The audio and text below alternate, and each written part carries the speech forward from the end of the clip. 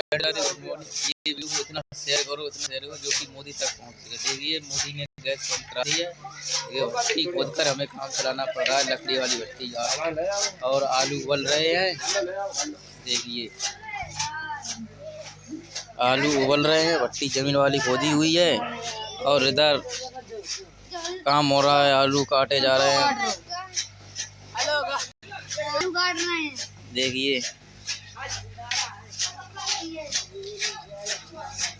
देखिए ये आलू पैकेट रखे हुए हैं और यहाँ पर टेंट लगेगा, जो खेत जुत रहा है। देखिए खेत, यहाँ पर टेंट लगेगा।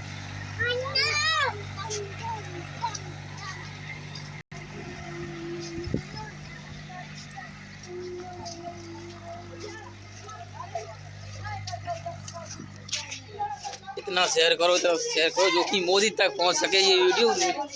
ठीक है।